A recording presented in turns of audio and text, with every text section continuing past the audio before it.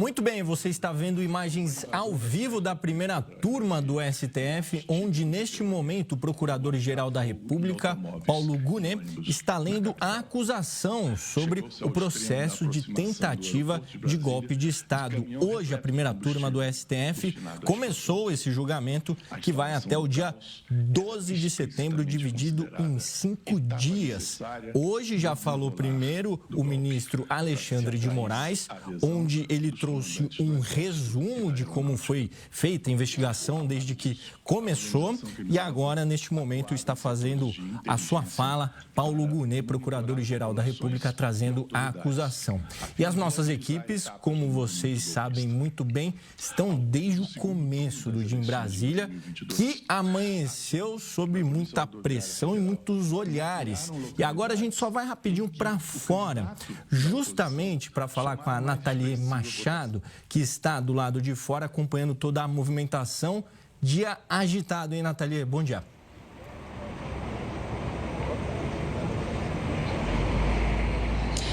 Bom dia, Pedro. Bom dia a todos que nos acompanham. Um dia muito agitado. Chegamos aqui antes mesmo do amanhecer e acompanhamos toda aquela movimentação inicial, chegada da polícia, varredura dos cães farejadores, da Polícia do Senado também ali ao redor do anexo do STF, cães especializados na detecção de explosivos, autoridades chegando, advogados, imprensa nacional, internacional, muita gente preparado, né? Muita gente que está com o dia dedicado a acompanhar esse julgamento, mas não só hoje também. A previsão é que esse julgamento vai até o dia 12 de setembro, até a próxima semana. Mas para falar um pouquinho mais desse assunto, eu estou com um especialista aqui, o advogado Max Telesca, especialista em processo penal e também em tribunais superiores, vai contar um pouquinho para a gente e vai ajudar a gente a destrinchar o que vai ser hoje, né? Tivemos a expectativa de um relatório que seria longo para o ministro Alexandre de Moraes, surpreendeu, porque foi um relatório menor, e temos agora Paulo Gonet falando. Explica para quem está acompanhando a gente o que deve acontecer ao longo do dia, doutor. Obrigada pela participação. Eu que agradeço. Bom dia, Nathalie. Bom dia a todos que nos acompanham. Realmente, hoje é o dia onde o relator faz o quê? O relatório. O que é o relatório?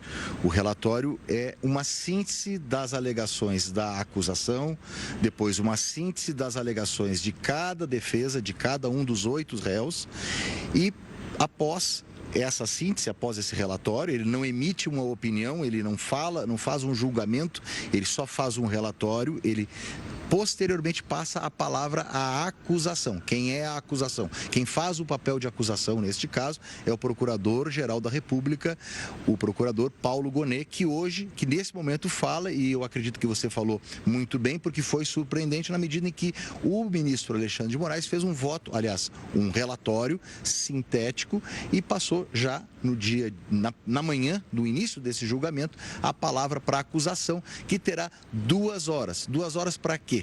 2 horas para sintetizar as suas alegações também de acusação. O processo é grande, o processo tem milhares de páginas, são 8 réus. Em 2 horas, ele sustenta oralmente aquilo que ele entende como sendo o mais importante para convencer os ministros ao quê? A aceitar o mérito da acusação deles, que é a condenação dos réus que se encontram nesse processo. Acredito que após essa acusação do Procurador-Geral da República, essa leitura, na verdade, haverá um intervalo, né? Tradicionalmente aí para o almoço, e o trabalho será retomado. Após isso, quem começa a falar? Já vai direto para outros ministros ou vai para a defesa? Como é que funciona esse trâmite? Então, sempre fala por último a defesa, né? É uma regra, um princípio do direito penal, do direito processual penal, um princípio, na verdade, constitucional, onde a defesa sempre se defende. Para ela se defender, para ela rebater, para ela ter essa, digamos, uma prerrogativa, um direito de ter a última palavra, porque a última palavra sempre é mais forte. E como é o Estado sobre acusando, o Estado julgador, o Estado Ministério Público, sempre tem uma carga mais forte, então se dá a defesa digamos, direito. Então, as defesas falam depois da acusação. Nesse momento, então, depois da fala da acusação, a sustentação oral da fala da acusação, falará a primeira defesa do primeiro réu, aí pela letra A, né? Vai começar pelo critério de alfabético. Então, Alexandre Ramagem, me parece que é o primeiro, o advogado do Alexandre Ramagem será o primeiro a falar durante 1 hora também a síntese da sua defesa. Em 1 hora se fala muito. 1 hora é um bom tempo para poder elencar todas os argumentos defensivos, né? Estamos falando aí de 8 réus. Então, teoricamente, 8 horas de linha de defesa aí diferente que a gente pode esperar, é isso? São 8 horas. Porque cada um tem 1 hora. O Procurador-Geral da República, acho que é interessante também falar isso. Em tese, né, o Procurador-Geral da República poderia falar 8 horas, porque tem que ter uma coisa chamada paridade de armas. O que é dado à defesa é dado à acusação e tem que haver um equilíbrio. Só que não ficaria razoável, não há necessidade de que se faça uma acusação pelo mesmo tempo da defesa, né? Então, se nós tivemos aqui há mais ou menos aí 13 anos o julgamento do mensalão, da ação penal 470, foram 39 réus. Eu até tive oportunidade de participar desse julgamento. Então, não teria nenhum sentido falar 39 horas o Procurador-Geral da República. Então, o que se convencionou? O ministro Alexandre de Moraes concedeu ao Procurador-Geral da República o tempo de 2 horas e agora as defesas falam durante 1 hora as suas alegações defensivas. São os seus principais argumentos, tentando convencer os ministros a poderem absolver os seus réus. É isso que é o objetivo das defesas. Agora, doutor, nós estamos falando de um julgamento que está acontecendo nas turmas, um colegiado reduzido com relação ao plenário, digamos assim. Existe a possibilidade de recurso? Existe a possibilidade desse julgamento ir para plenário? Qual que é a jurisprudência desse momento? Então, essa justamente é uma jurisprudência, porque não há uma previsão no regimento interno de embargos infringentes da turma. Então, o que aconteceu no julgamento? A gente sempre faz essa referência porque é o julgamento, digamos assim, mais similar a este que aconteceu e que está acontecendo, que é o julgamento da ação penal 470, chamada popularmente mensalão. Então, naquela época, naquele julgamento, o julgamento se dava aqui no plenário, aqui nesse prédio, que é o prédio principal, o prédio histórico, aquele que faz parte dos cartões postais da cidade. Houve um entendimento no Supremo Tribunal Federal que esse julgamento tomou demais a energia do Supremo Tribunal Federal, que houve um tempo muito grande gasto, foram meses de julgamento, e então que seria mais producente, claro que a crítica sempre é isso, seria mais producente ir para as turmas, o julgamento o nome que para esse julgamento eles estão julgando uma ação penal originária. Então, vai para a turma. A primeira turma hoje julga esse que é chamado de núcleo crucial da tentativa de golpe de Estado. Muito bem. Naquele julgamento lá de 2012, houve embargos infringentes. O que são os embargos infringentes? Se o julgamento não for unânime, ou seja, não houver uma unanimidade nos votos, todos eles votarem com os mesmos fundamentos, ou nem pelos mesmos fundamentos, mas terem a mesma conclusão, ou seja, absolverem ou condenarem todos juntos, não há recurso nenhum. Poderá haver um recurso de embargo declaratório, que é um recurso muito restrito. Mas se houver divergência, um voto vencido, por exemplo, há uma discussão se há possibilidade de ingresso com embargos daquele voto vencido. Como essa mudança do regimento interno ela é relativamente recente, a mudança de trazer para a turma o julgamento de uma ação penal ordinária e não mais aqui no plenário, e aí nós temos que falar para o nosso telespectador, que aqui são os 11 ministros e lá são 5 ministros, ou seja, com convencionou-se, a partir da jurisprudência, ou seja, não está escrito no regimento interno, mas a partir de um voto que aconteceu em 2020, convencionou-se o seguinte: precisam-se de 2 votos absolutórios, 2 votos de mérito, 2 votos que sejam votos que absolvam e não divergências pontuais, por exemplo, com relação à pena. Então, 2 votos, por quê? Porque se aqui precisava de 4, na turma, pela metade, são 2. Então, esse é um precedente do Supremo Tribunal Federal que deu os parâmetros para o Supremo Tribunal Federal julgar embargos infringentes de turma em ação penal originária. Então, esse julgamento se dá a partir de 2 votos divergentes de mérito e aí leva para o plenário do Supremo Tribunal Federal. E existe a possibilidade, nós temos 8 réus aí, então existe a possibilidade de alguns casos virem para plenário e outros não, porque a votação ali, os casos são individuais, certo? São individuais e é necessário que seja individualizada a pena. É um princípio também um direito, uma garantia individual construída ao longo de séculos. A pena não pode passar da pessoa de quem está sendo acusada. A pessoa acusada não pode receber uma pena de outra. Então, há um princípio chamado individualização da pena. A individualização da pena obriga o Estado a individualizar cada uma das condutas. Então, o voto do ministro relator e depois os votos dos ministros que vão compor também o quórum, que são os demais que vão votar, eles precisam analisar cada uma das defesas, cada uma das alegações da defesa e da acusação. A partir disso, poderá haver. Absolve um, condena outro, absolve um, condena outro. Pode acontecer. Perfeito. A partir dessas explicações, doutor, a gente consegue observar que é um julgamento muito detalhado, né? A gente tem um trabalho minucioso dos ministros daqui para frente. O que esperar desses dias em diante? Olha, existe um senso comum de que há uma condenação que já mais ou menos se está desenhando, né?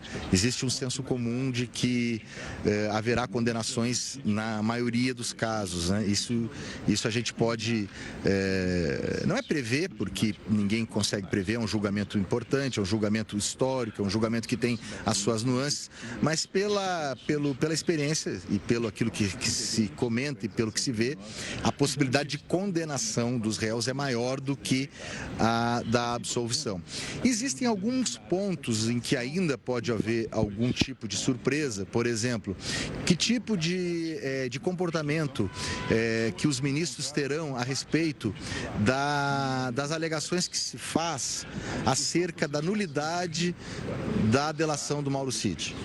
Então, isso é um ponto importante, porque uma das principais peças, se não a principal, acho que é a principal peça do processo, é a delação ou colaboração premiada do Mauro Cid. Então, teve alguma manifestação dele na imprensa, onde ele se contradisse. Não é uma delação redonda, para usar aqui uma expressão popular, tentando sempre usar expressões mais simples, mais acessíveis para o grande público. Então, ela é uma delação que comporta indagações. Então, essa é uma chance de haver alguma discussão maior.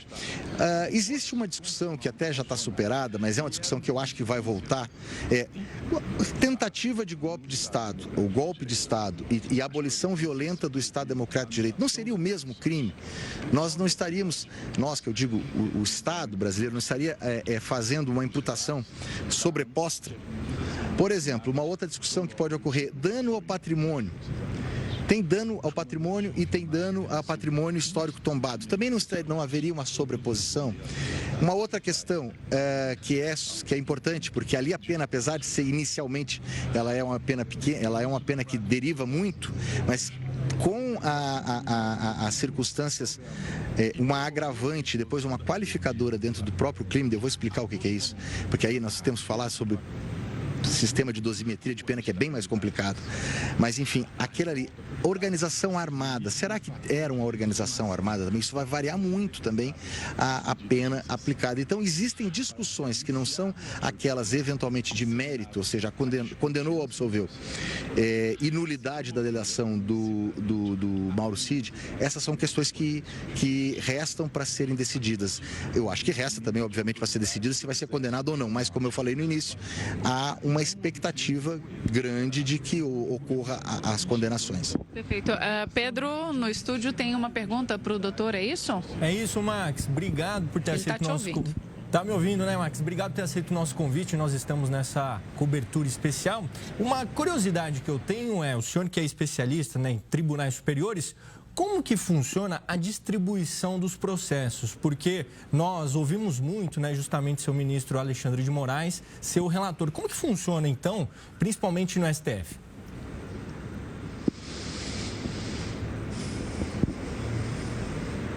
A distribuição dos processos para qualquer órgão julgador no Brasil, ela é uma distribuição aleatória, porque ela precisa ser feita respeitando um princípio do juiz natural. O que isso quer dizer?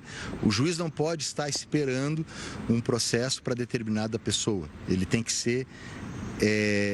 há um direito do cidadão em ter um juiz que não está previamente